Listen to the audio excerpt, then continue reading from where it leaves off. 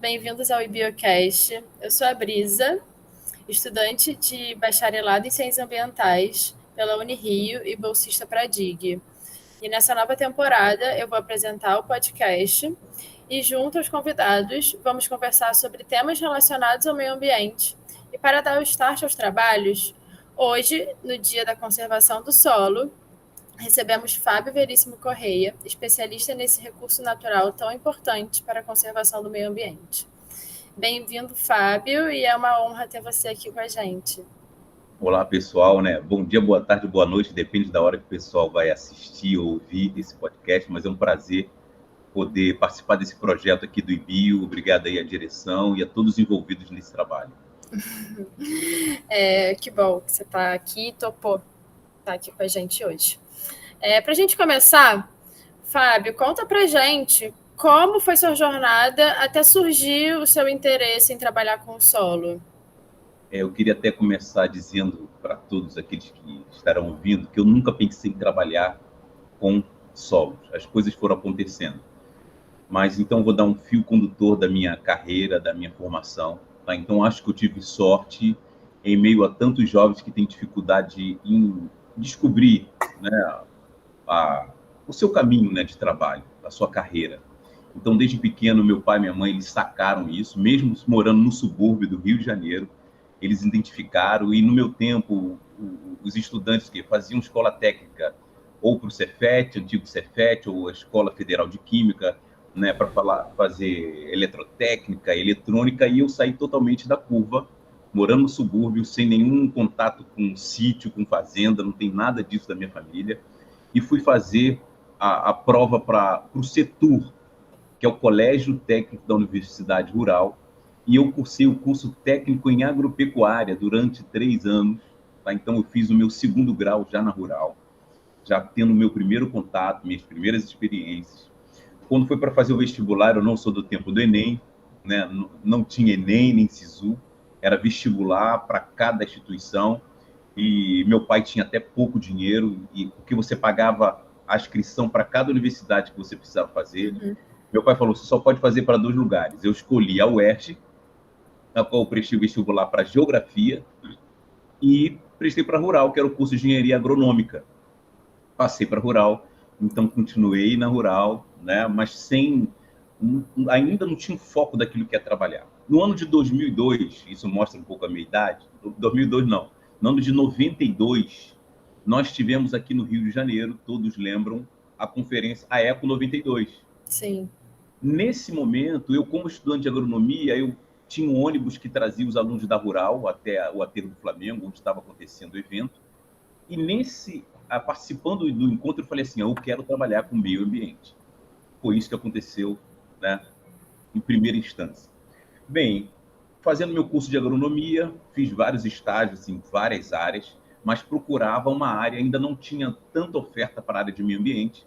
Então, a minha primeira experiência foi na Fundação Oswaldo Cruz, tá, como bolsista de iniciação científica, num projeto que trabalhava com reciclagem de lixo, tá, compostagem, reciclagem de matéria orgânica, e aí eu comecei a desenvolver uma atividade ali com um aluno de iniciação científica. Tá? No final aí da graduação, eu era bolsista de C, e depois de ser forma, você não pode mais receber bolsa. Dentro da Fiocruz tinha uma cooperativa, que era a COTRAN, Cooperativa de Trabalhadores Autônomos de Manguinhos. E aí eu fui convidado para fazer parte da cooperativa. E eu fazia o treinamento dos trabalhadores da área da jardinagem e da área da limpeza. Então, isso foi no ano 97.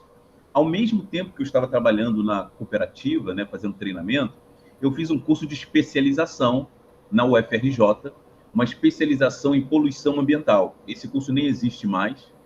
E aí é nessa especialização que eu comecei a trabalhar com um assunto que eu trabalho hoje, que no final eu falo, que é ecotoxicologia. E na especialização abriu a porta para o mestrado. O que é ecotoxicologia, né, para todos entenderem, nem todos conhecem esse termo.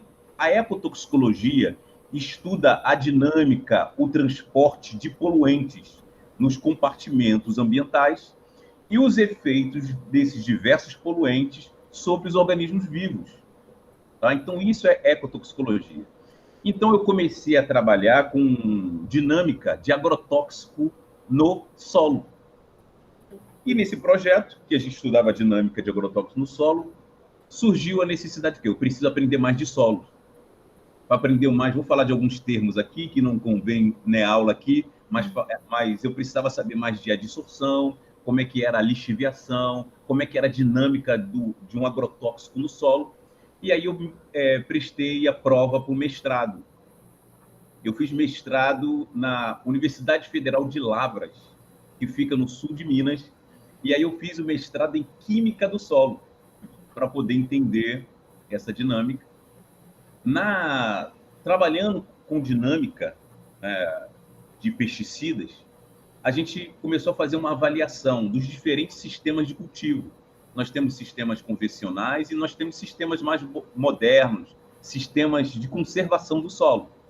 Então, a gente estudava a comparação do mestrado, né? Porque uma porta vai levando a outra janela. Eu precisava entender um pouco mais da microbiologia do solo, dos organismos que fazem a degradação, a decomposição desse material no ambiente.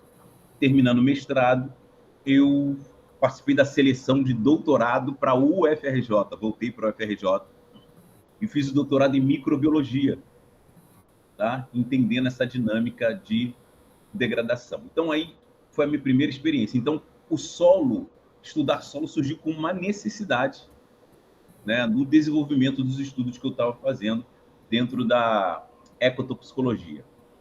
Terminei o doutorado, e aí a maioria dos estudantes de pós-graduação passam por isso, terminam a pós-graduação, doutorado, e ficam... E agora, o que eu faço? Aguardando um concurso. Então, enquanto não tinha concurso, eu dei aula no Cefet, no curso de MBA em Gestão Ambiental. Dei aula na Celso Sukov da Fonseca, que fica no bairro do Sampaio. Dei aula para um curso de Engenharia Ambiental. Aí dei aula de solos, né? Dei aula de mecânica de solos. E durante esse período fiz o pós-doutorado. Voltei para Fiocruz, já tinha iniciado. Só que aí o meu pós-doutorado, voltei a trabalhar com ecotoxicologia, tá? Pensava, o início do meu projeto, só para você ter uma ideia, era para trabalhar com qualidade do ar, poluição atmosférica, mas tudo deu errado. E um dia, caminhando lá dentro da Fiocruz, para quem conhece, o pessoal chama de caminho de Oswaldo. Então, dizem que Oswaldo Cruz ficava caminhando naquele caminho, pensando naquilo que ele ia fazer, naquilo que ele ia pesquisar, e um dia eu já desesperado, que nada acontecia em termos do estudo de qualidade do ar, eu estava subindo o horto e vi um minhocário. Eu falei, eu acho que eu posso trabalhar com minhoca. E comecei a estudar um pouco sobre minhoca, dentro da ecotoxicologia. Então, o que eu trabalho hoje é a utilização de organismos como bioindicadores da qualidade do solo. E a minhoca é um deles. Tá? Tem vários outros organismos edáficos que são indicadores se o solo, né, tá bom ou ruim, se ele precisa de algum tratamento. Então, essa é a minha área de atuação hoje. Ecotoxicologia, que também está envolvida aí dentro da conservação do solo, que é muito ampla. Então, isso é um pouco da minha carreira. E depois eu passei no concurso da Unirio, e hoje eu estou aqui, né, como professor, alocado no Departamento de Ciências Naturais, professor do curso de Ciências Ambientais e Ciências da Natureza, nas disciplinas de Fundamentos da Ciência do Solo e Manejo e Conservação do Solo, e também como atual coordenador em exercício do curso de Ciências Ambientais. Então, isso é um pouco da minha trajetória, o resumo. Um pouco não, né, Fábio? É bastante. Muito legal saber disso, né? É uma longa jornada. Não sabia que era tão longa assim. Espero que os nossos ouvintes estejam gostando. E como é o dia da conservação do solo, conta pra gente, né? Qual é a importância do solo e como podemos contribuir para o uso adequado desse recurso natural, com tudo que você sabe, que você aprendeu aí nesse caminho que você acabou de contar pra gente. Eu até coloquei no meu fundo de tela, não sei se o pessoal percebeu. Então, dia 15 de abril, Dia da Conservação do Solo, e eu vou responder essa pergunta baseado numa CONAMA. Então, talvez alguns alunos, algumas pessoas que vão assistir, não sabem que existe norma e legislação falando sobre o solo. E exatamente uma delas, que é a Resolução CONAMA 420, ela é desde 2009 que ela foi publicada, que ela fala sobre os critérios orientadores para a qualidade do solo, em termos da presença de substâncias químicas, tá? E dentro dessa Resolução CONAMA, que fala sobre a proteção do solo, lá é listado, né, várias funções. Então, por que o solo ele é importante? Então, praticamente muita gente sabe sobre isso, né? Primeiro, serve como meio base de sustentação da vida, do habitat, das pessoas, dos animais, das plantas, de todos os organismos vivos. Mantém o solo. Às vezes a gente pensa só no solo, mas é no solo que acontece o ciclo da água e o ciclo de todos os nutrientes, tá? É no solo que serve como meio de produção, né, na área agrícola, produção dos alimentos, produção de fibra, né, dos bens primários de consumo. O solo funciona como filtro ou como um tampão ali natural no processo de degradação, transformação. O solo protege as águas superficiais, os mananciais superficiais, e protege as águas subterrâneas também. O solo, ele é fonte de material genético. Então, só para quem estudou um pouco de microbiologia, a penicilina veio de um fungo extraído do solo. Então, tem uma infinidade, né, de funções e de serviços ambientais que são oferecidos pelo solo que muitas vezes as pessoas desconhecem. Né? Tem um solo também quando você pensa em ocupação do território, né, a práticas recreacionais, tá? Função econômica. Então, o solo ele é altamente importante para a nossa subsistência, né? E aí, trazendo um pouco para a ecotoxicologia, né, e como se pode atuar. Quando você pensa em conservação do solo, você pode trabalhar de maneira preventiva ou de maneira corretiva. Preventiva, por exemplo, eu vou dar um exemplo daquilo que eu trabalho. Os ensaios de ecotoxicidade, os ensaios ecotoxicológicos, eles são utilizados para a liberação de um agrotóxico, por exemplo, no ambiente. Então, o agrotóxico, antes de ser liberado no ambiente, ele passa pelo Ministério da Saúde para saber se tem efeito na saúde humana, ele passa pelo Ministério da Agricultura para saber se ele é eficiente naquilo que ele foi o objetivo, algo que ele tem que atacar, e ele passa pelo IBAMA, que faz os testes ecotoxicológicos para saber se esse pesticida tem efeito. Então, seria uma medida preventiva antes do produto ser liberado no meio. Agora, tem as medidas corretivas também.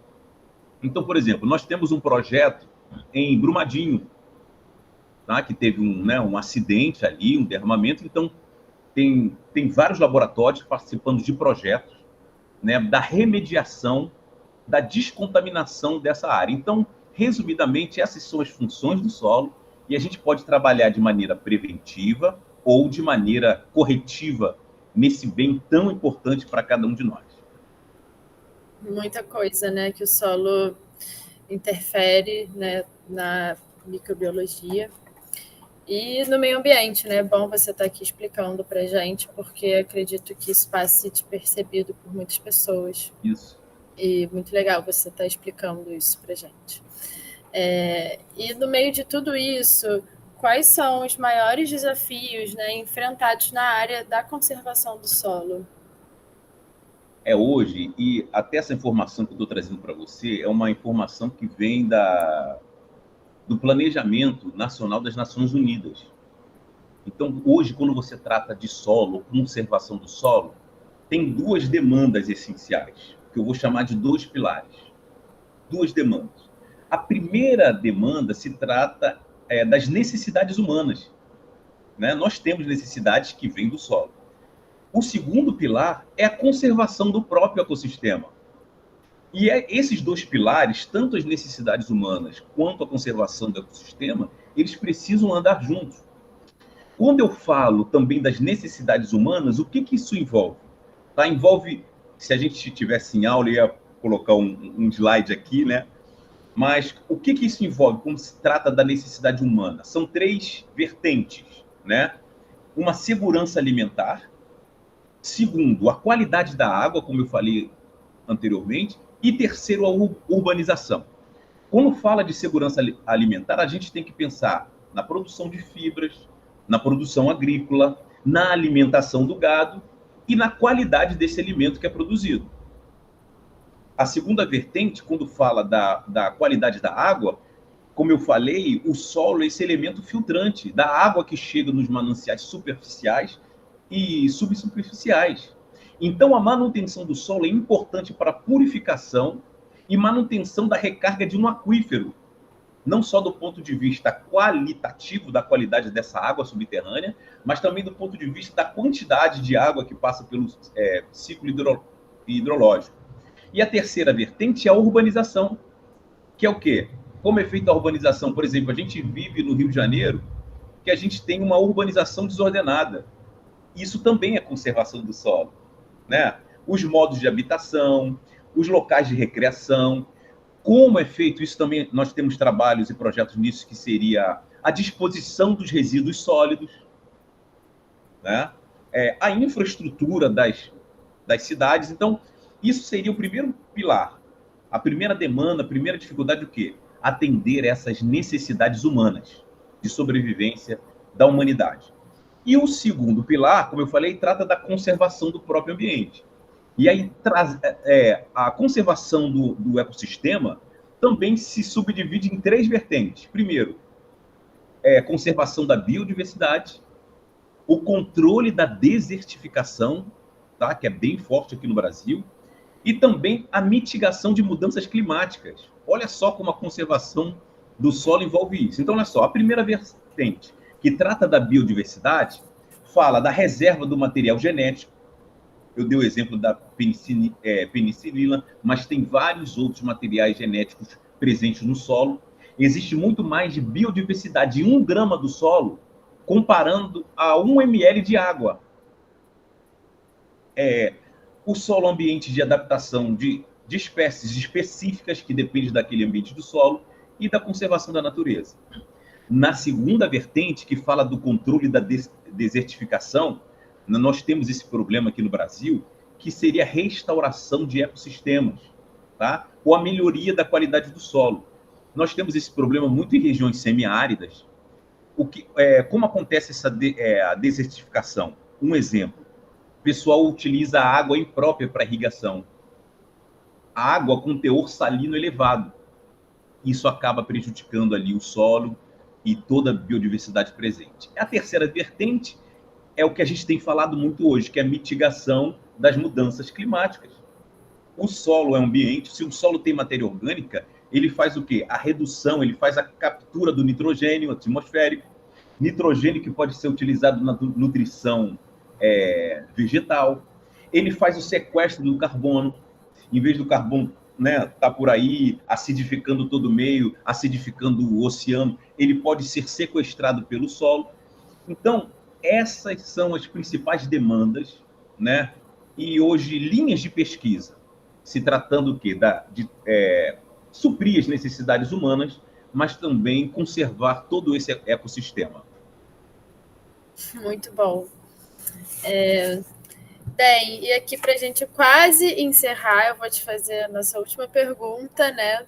Que depois de tudo isso que você contou para a gente, eu acredito que tenha muita gente interessada a vir a trabalhar com solo. Eu, pelo menos, estou super curiosa. E eu queria que você desse uma dica para a gente, né? Para quem quer trabalhar com solo, qual o caminho seguir? Eu contei aí a minha experiência um pouco, né? Uhum. E eu não pensava em trabalhar com solos. O que eu digo para cada estudante que vai estar ouvindo esse podcast: não desperdice todas as oportunidades que você tem na universidade. Então, por exemplo, a nossa matéria de Fundamentos de Ciência do Solo também foi para mim no primeiro período. E às vezes a gente chega, né, no primeiro período meio que desorientado, não sabe exatamente, né, é um embate, porque a maioria vem do 2º grau, é um outro contexto, chega na universidade. Então, eu também cheguei assim, muito jovem. Então, o que eu digo? Primeiro, aproveite todas as oportunidades que a universidade te dá. Porque futuramente, então olha só, eu passei por vários caminhos e acabei trabalhando com solos. Não pensava. Mas hoje, então, é uma área muito ampla, muito promissora. Só para você ter ideia, eu já recebi 2 telefonemas, tipo de ex-alunos, pedindo que eu recomendasse outros alunos, estudantes, para que pudessem trabalhar com conservação e com classificação do solo. E nós não tivemos ninguém para indicar. Além do curso de agronomia que eu fiz, o curso de ciências ambientais é um dos poucos cursos que tem a disciplina de manejo e conservação. Então, aproveitem todas as oportunidades. É uma área ampla, porque quando você trabalha de conservação, tem 3 tipos de práticas, ou 3 tipos de caminho, que eu posso dizer. Nós temos práticas mecânicas, vou estar explicando cada uma delas, práticas mecânicas, práticas edáficas e práticas vegetativas. O que seriam essas práticas, a busca de práticas mecânicas? É o que tem muito na engenharia civil. Então, seriam manejos ou conservação que demanda estrutura geotécnica, geomorfologia, conhecimento de hidráulica, conhecimento de engenharia. Essa é a primeira vertente que se pode buscar para trabalhar. Então, essa foi a mecânica. A segunda é a edáfica, quando se fala em tratar do próprio solo, em práticas de manejo que agridem menos o solo, tá? E a última, que seriam as práticas vegetativas, que também envolve as práticas com micro-organismos ou com biodiversidade. Então, na verdade, toda a prática hoje de conservação do solo envolve um perfil muito grande de profissionais. Então, hoje eu tenho colegas da biologia, eu tenho colegas da farmácia, eu tenho colegas da engenharia civil, que trabalham com conservação do solo nas suas maiores vertentes. Tá? Então, há uma gama de possibilidades, mas a minha palavra, não perca as oportunidades que a universidade te dá.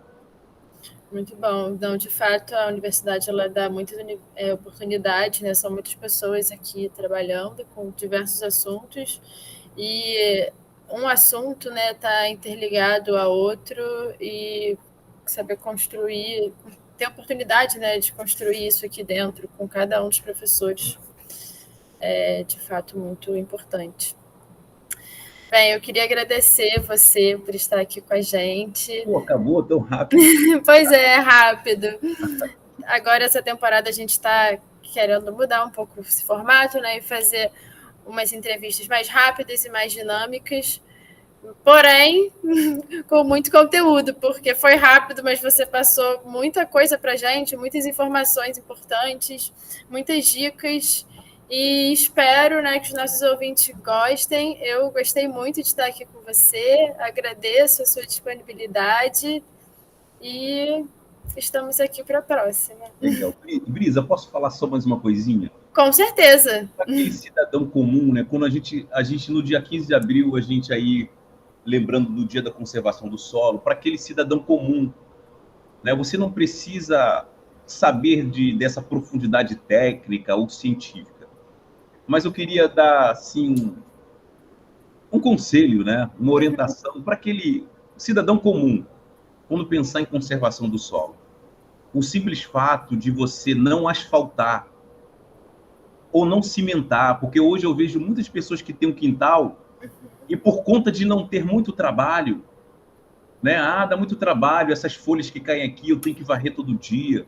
E aí o indivíduo vai e corta toda a vegetação e cimenta e coloca o ladrilho, começa a impermeabilizar o solo, reduzindo a infiltração da água e o abastecimento. Então, para o cidadão comum, né, mantenha um pouco do seu quintal. Para o cidadão comum, não chame o carroceiro para pegar o seu lixo ou o seu resíduo de obra. A prefeitura tem um canal para isso, porque esse carroceiro vai jogar na beira do rio e vai contaminar o solo, vai contaminar a água. Então, eu deixo essa dica aí. Deixo a dica para os nossos gestores da Unirio. Nós temos uma obra no estacionamento.